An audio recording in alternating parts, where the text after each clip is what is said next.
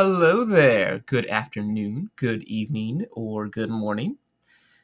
Today, I wanted to give something new and fresh to the channel by giving a brief overview of one of my EDH or Commander magic decks, featuring the spooky, scary skeleton ship. And so this will come off different and hopefully better than my previous videos, and more serious, I hope. So I'm putting a lot of time and effort, and your feedback will be appreciated. So anyway, I figure first we should start by reviewing what even is Commander. So if you already know, you can feel free to skip ahead to the next section. I just figured that since it is my first proper Magic video, I wanted to get this tutorial out of the way for newcomers to the format. And so let's jump into it. So, Commander, also known as Elder Dragon Highlander, or EDH, is a popular casual format of Magic the Gathering involving a commander legendary creature that begins the game in a special zone called the Command Zone. And when they are destroyed or exiled, they return to that zone and they cost 2 additional colorless mana to cast again.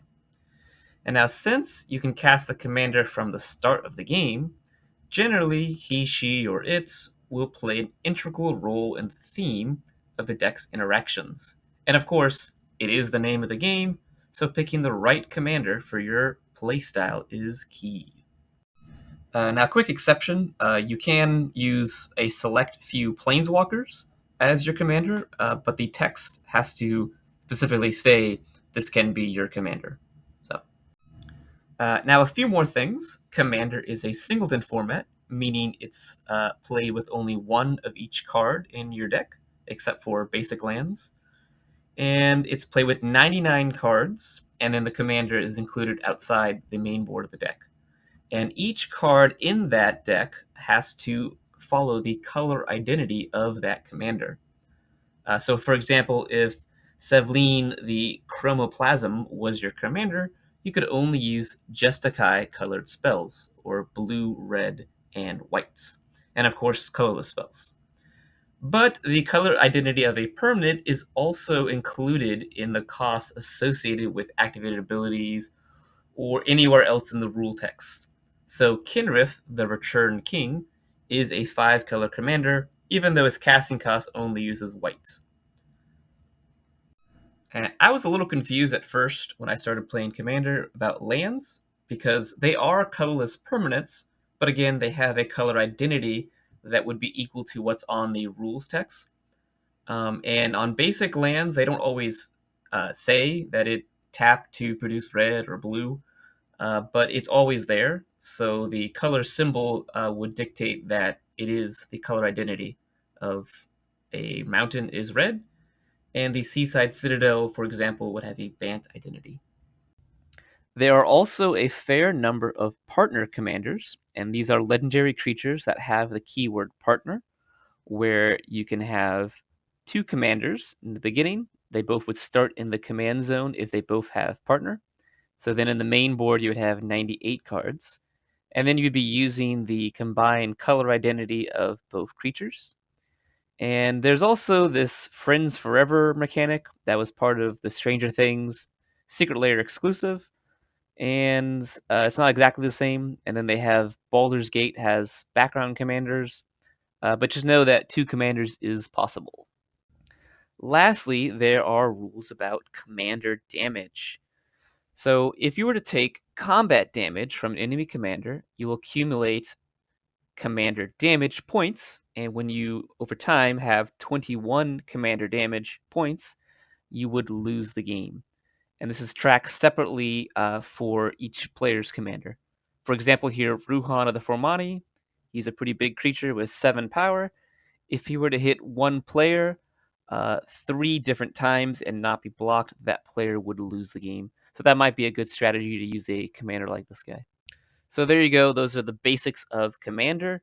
But now that the formalities there are out of the way, let's talk about today's video, our beautiful, our wonderful skeleton ship and the deck I created around it. So here is the skeleton ship in all its glory. And first, we are going to be examining the art and flavor of the card before moving to the mechanics. And I'm going to be doing it in that order because, as you can tell, it's not a conventional Dimir commander. I can't really justify the commander on its gameplay value. It is a 5-drop with no power that constantly requires an island in play, so it's not very competitive by today's standards. However, I can, and I will, justify the commander based on the theme. This started out purely as a flavor deck. In other words, an idea based around the art and the flavor of the text as the primary basis. So I saw this idea first, I forget where, but someone was asking to make a beard tribal deck around none other than the Barktooth Warbeard. And that makes perfect sense. I thought that was such a silly idea, but also a very fun idea, because part of the fun in Magic is simply building the decks and collecting all the necessary cards. And you might as well have fun while you're doing that.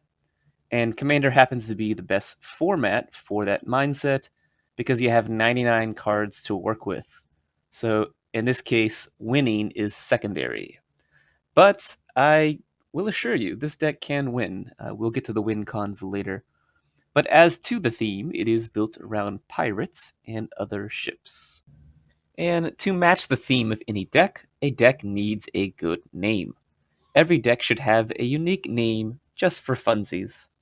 I had a professor in college for history who would give extra credit if your paper had a catchy or funny name. So I took inspiration from that for all my decks. And so this one is called the Crab Navy, or at least that is the shorthand title. On the box itself, I have proudly proclaimed it as His Majesty Lord Crab's indefatigable armada of the Great Crustacean Navy. Now, who is the Crab Lord, you may ask? Why, he's me. And he's personified through my other commander, Charex the Raging Isle, who we might do a separate video altogether. Just remember, kids, to give your deck an awesome name. And heading back to the artwork of the skeleton ship, we really got to ask ourselves, what is even going on in this picture? We have skeletons riding on flying turtles. Some other skeletons are taking a swim.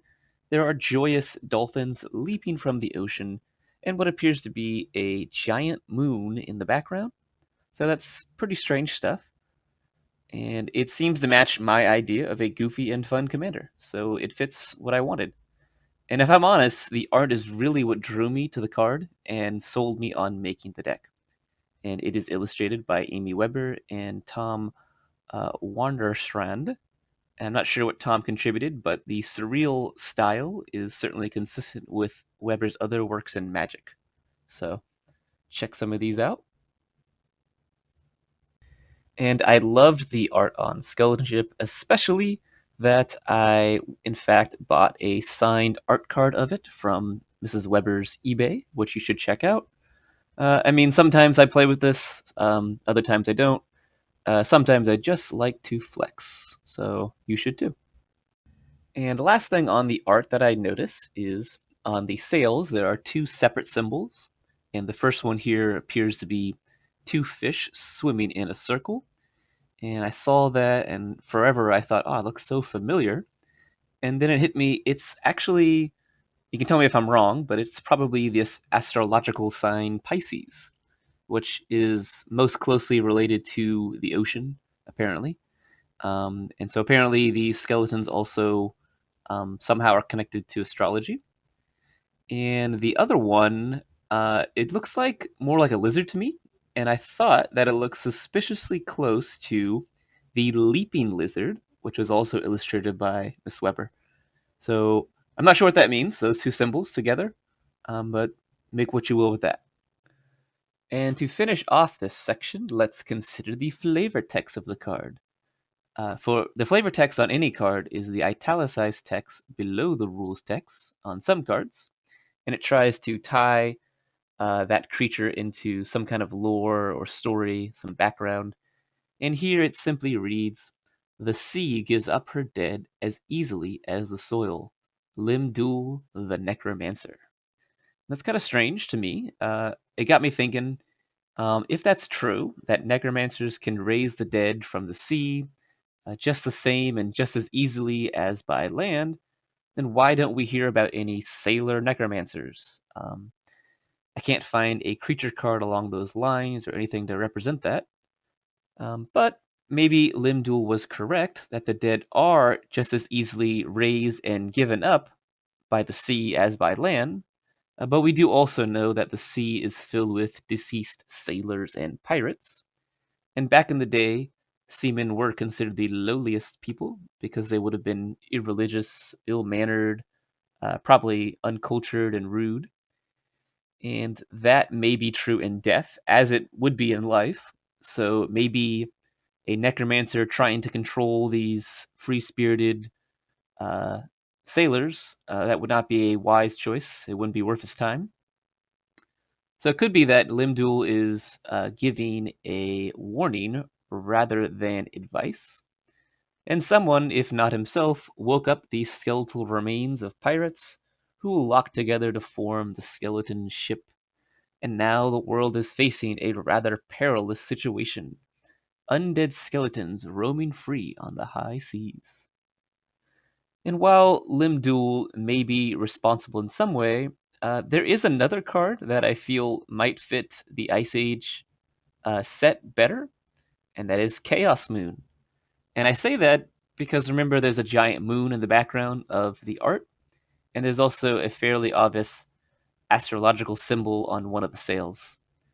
And while it doesn't look too chaotic in Skeleton Ship, maybe Skeleton Hippies, those are the aftermath of the chaotic moon, blood moon eclipse thing that we see.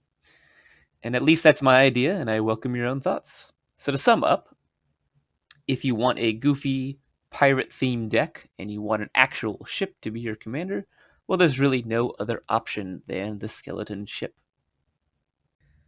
Finally, let's look at what does the Skeleton Ship actually do. And according to the rules text right above the flavor text, it says when you control no islands, sacrifice Skeleton Ship and tap to put a -1/-1 counter on target creature. So that first line might seem very restrictive. You need an island basically at all times. And so you could cast it with treasure or a non basic land that produces blue, but then you have to immediately sacrifice it. And I think there's some logic there. And actually, back in the day, Wizards did print quite a few cards that were either ships or sea monsters that had this clause in it because of the, I suppose, real world logic that if you only had mountains, you couldn't have a giant shark. That wouldn't make sense. But then again, the game does defy logic quite a few other times, like when the island of Wak Wak is a land, but it's not an island. Regardless, we're not going to worry too much about land destruction at this level. And we're just going to move on to the second line of rule text, which is what kind of makes the card decent, because it can apply a -1/-1 counter, and those counters stay on targets until they're removed from another effect, such as being canceled out by +1/+1 counters. But then again, overall, it's a 5 mana drop for a 0/3 creature that requires an island. It's a fairly bad trade off. You have to wait till maybe turn 4 to even play this, and then even then it doesn't do combat damage. Instead, you have to slowly lower the toughness of a threat by 1 each turn. And even there, I think there's some pretty cool flavor because it is a ship. So it does make sense to me that it has to turn on its side and fire its cannons on its broadside rather than attacking conventionally as a creature normally would. All right, well, that sums up the skeleton ship and everything that it is. And now we can move on to the rest of the deck. And so instead of listing off every card and justifying why I have it there, instead, here is a nice screenshot. And if you're somewhat skilled at Magic, you'll understand how it works. And something to point out, though, there are 33 lands, but there are 2 artifacts that do later turn into lands, Treasure Map and Conqueror's Galleon. And there's also several treasure engines, so I don't think that mana would be a problem. It could use more board wipes and more counter spells, but I didn't want to break up the theme too much.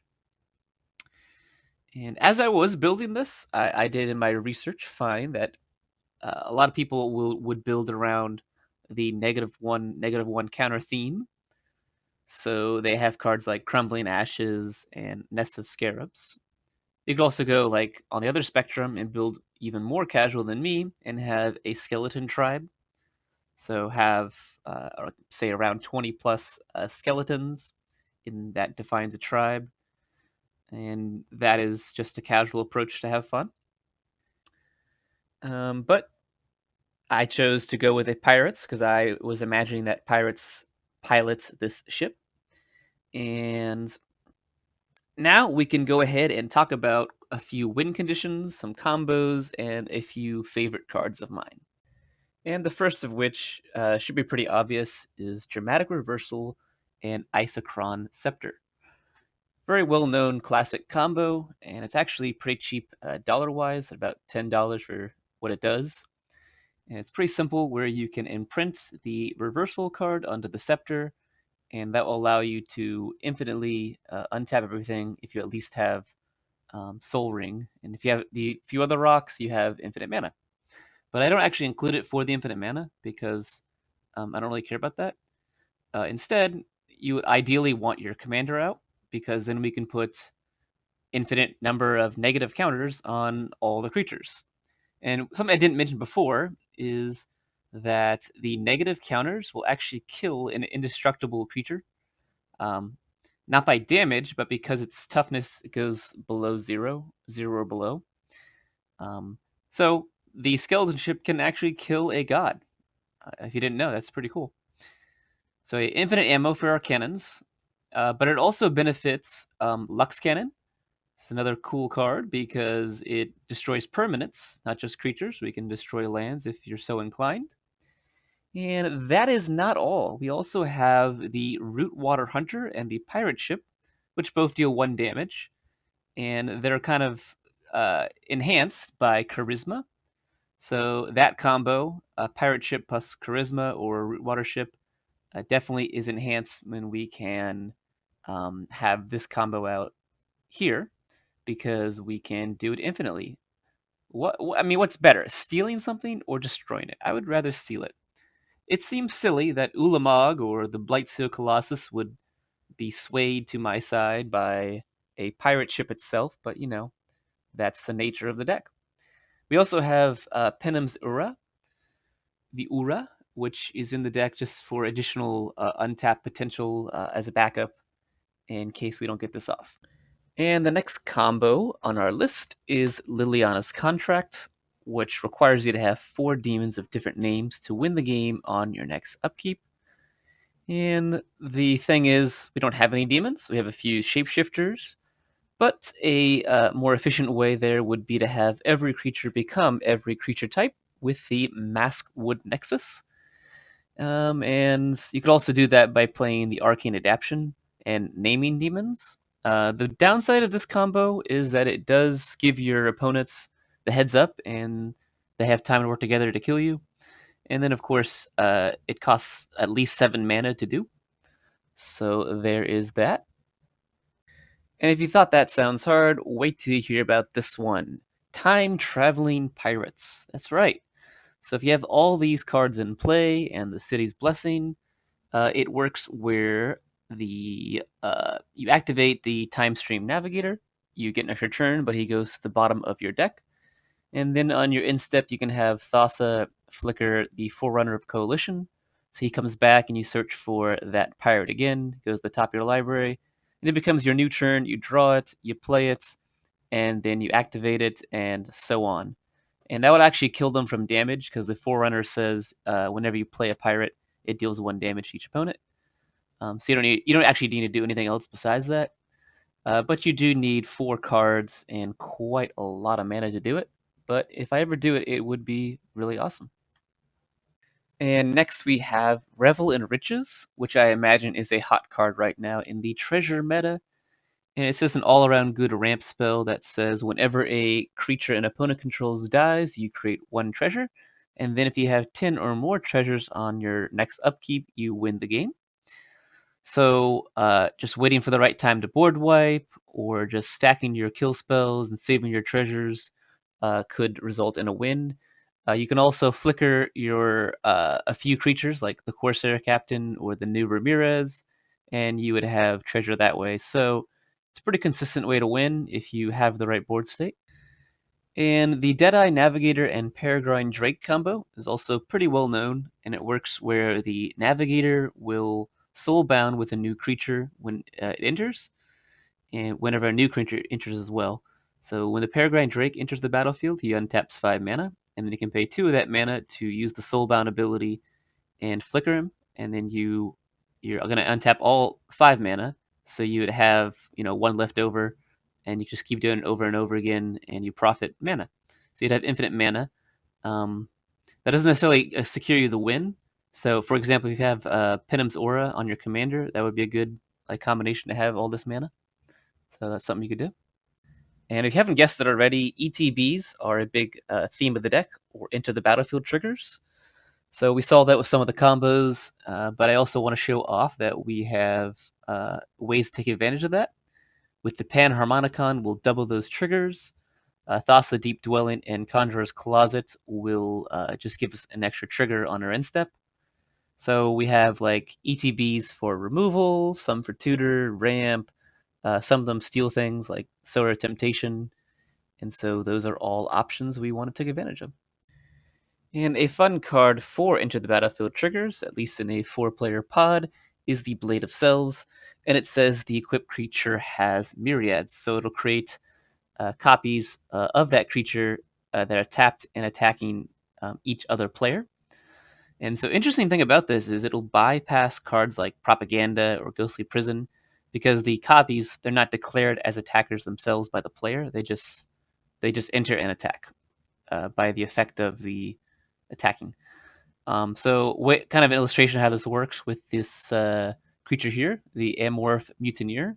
He says when he enters the battlefield, he could exile one target non-salamander creature, and that creature's controller creates a 4/3 salamander. So he'll enter the battlefield, and then we equip, and then we attack. Let's say he has haste, and then I create 2 more copies that enter, and they get 2 more triggers. So we create 3 more salamanders in 1 turn. That's pretty cool. And finally, let's look at Captain Nargothrond, or one of the newer cards. And he says whenever a horror creature deals combat damage to a player, that player mills that many cards, and then you can return 1 card that was milled this turn under your control. So it only triggers off horrors, but again, we've got the Maskwood Nexus, and we have a few other horrors. So this guy's pretty good in the right state. And yeah, that's just another way to mill people out, another kind of strategy you could use. And speaking of horrors, let's just wrap things up with some honorable mentions, like the Thrumming Bird and Inexorable Tide, because remember that negative counters are part of our commander, but they're also a part of a few other permanents, so we want to take advantage of that with proliferate triggers. And so Thrumming Bird and Inexorable Tide are just 2 ways to do that. And finally, one last honorable mention is the Quicksilver Fountain. It's just a fan favorite of mine because it screws over mono decks, and it kind of hurts people early on if you play it. But it doesn't hurt you if you have your Urbrog Tomb of Yawgmoth out, because, well, then your islands are also swamps, so it doesn't really matter. But it's just an annoying little card to have, and I thought it's a fun card. To me, it looks like it's overflowing with milk, and that's kind of gross, but that's what it is.